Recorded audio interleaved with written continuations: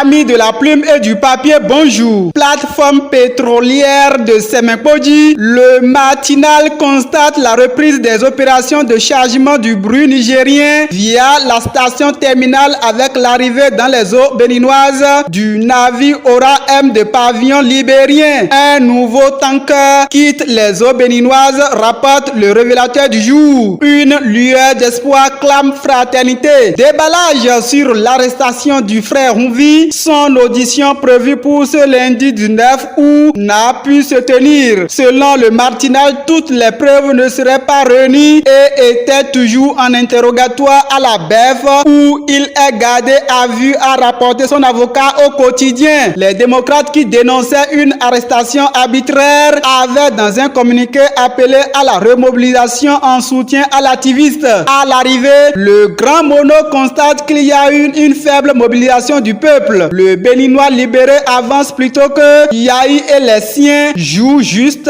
contre Madougou et Joël Aïva. Le journal commente que faire de l'opposition est bien différent de la pagaille et de l'arbitraire. Au finish, Steve Amoussou, prétendu frère Hunvi, déposé en prison après son passage devant le procureur spécial près la Criette. Il est poursuivi pour harcèlement par voie électronique, initiation et publication de fausses nouvelles et provocation directe à la rébellion, renseigne 229 degrés et l'investigateur. Le chroniqueur sera jugé le 7 octobre 2024, apprend-on l'investigateur. Déposé en prison mardi dernier, frère Hunvi, seul face à sa croix, regrette l'emblème du jour. Le bi-hebdomadaire Kinikini s'insurge contre l'opposition et dédie que les ténors à l'abri et les jeunes sont sacrifiés. Dans cette frayeur, Hunvi, le déchaîné du jeudi ridiculise un homme devant le Tolegba. Frère Hunvi, j'enfonce ce piquet ici afin que tu oublies mon nom devant la Criette. Je ne t'ai jamais livré d'informations. Une dame dans la même posture. Le balai oublie toujours une partie des grains de sable. Frère Hunvi, oublie-moi. Le Tolegba, que se passe-t-il dans le pays? Le journal L'Investigateur reste perplexe et rapporte selon les informations rapportées par Bruit Africa, l'avocat du chroniqueur, Maître Aboubakar Parapé, aurait déclaré Ubi Orbi que Steve Amoussou n'est pas frère Hunvi. Je ne suis pas Hunvi, je suis Steve Amoussou, mais je voudrais avouer que Hunvi mène un combat noble, a déclaré l'accusé devant la cour le mardi 20 août dernier. Malheureusement, le journal de Aboubakar Tagou pense que dans ce changement de la ligne de défense, Martin Rodriguez l'a déjà vendu en dévoilant l'identité du chroniqueur. La ligne de défense veut changer, regrette l'informateur. Info Zénith qui suit aussi tout de près insinue qu'une campagne bat son plein du côté des soutiens de frère Hunvi qui dit que celui qui a été arrêté n'est pas le chroniqueur. Sur les réseaux sociaux, pour le journal, c'est la guerre des soutiens qui fait rage actuellement. Assemblée nationale, le gouvernement interpellé sur les conditions de détention dans les prisons et écrit le révélateur du jour. Le journal Éveil Info précise que c'est suite aux nombreux décès enregistrés dans les maisons d'arrêt au Bénin que plusieurs députés de l'opposition, les démocrates, ont demandé des explications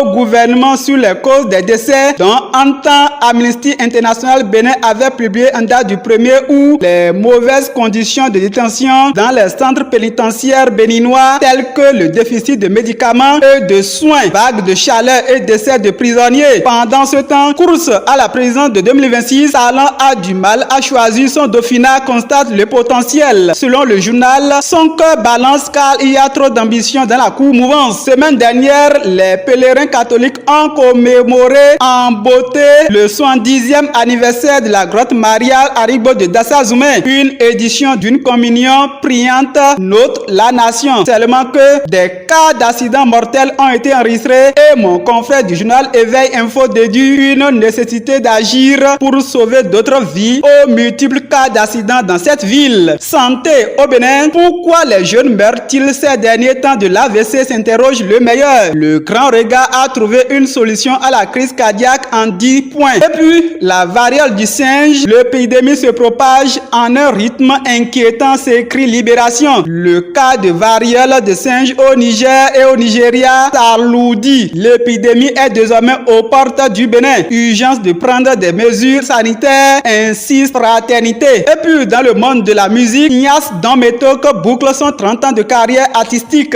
En 30 ans, j'ai servi à quelque chose dans la société, vante la star soir dans les lignes du journal Matin Libre. À présent, baisse de l'indice FAO des prix des produits alimentaires. Les mesures conjoncturelles portent leurs fruits, se félicite la nation. Circulation et bien-être des citoyens, port de casque, respect des couloirs de circulation. Les flics baissent la garde. L'incivisme des motocyclistes accru, rougit le territorial. Et puis, dans le Nord, une opération simultanée menée dans le 1er et 3e arrondissement de Parakou a pu épingler 7 cybercriminels qui sont tombés dans le filet de la police, jubile le Télégramme et l'investigateur. Éducation à présent, dans l'enseignement supérieur au Bénin, des missions de contrôle dans les établissements privés rapportent le matinal. Des équipes de la Direction générale de l'enseignement supérieur sont allées dans les établissements privés d'enseignement supérieur ce lundi 19 août 2024. Ils sont allés dans le but de la collecte des données et de contrôle de routine sur tout l'ensemble du territoire national. La mission prendra fin le 6 septembre, indique le journal. Fait divers, un cadavre m'a dit d'aller lui chercher une bière. Témoignage d'un morguier au journal Khonungbo. Par contre, les abeilles sèment la terreur dans un village à Lalo. La population en détresse alerte le patriote. Jeux et divertissement, recrudescence des violences et profanation des Egungun au Bénin, des revenants porteurs de chicottes et autres objets dorénavant inacceptables. Les Egungun et dignitaires suffisamment avertis sonnent soleil levant. C'est face à une recrudescence inquiétante de profanation, de désacralisation et de violence autour des cultes ancestraux Yoruba. La communauté nationale des dignitaires des cultes des morts Yoruba a décidé de prendre ses responsabilités, renchérit l'investigateur. Une triste nouvelle dans cette revue. À Agla, à Cotonou, un conducteur de taxi-moto est passé de vie à trépas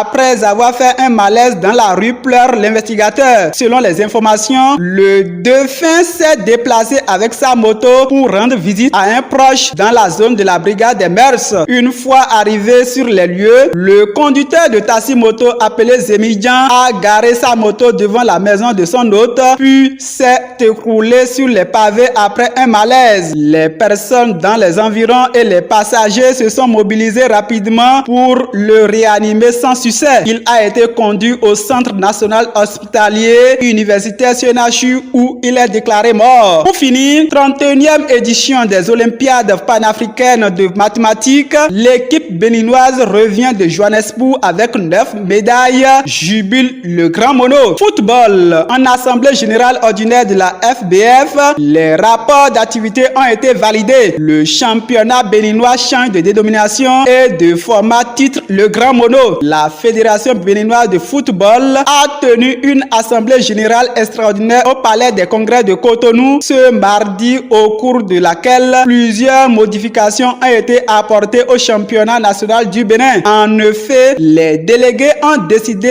unanimement de revenir au format traditionnel avec la Ligue 1 et la Ligue 2. Et donc, la saison 2024-2025 démarre le 15 septembre à Djougou, affiche du coin info et fraternité. Gildas Odjoumani, merci de m'avoir suivi. À dimanche prochain.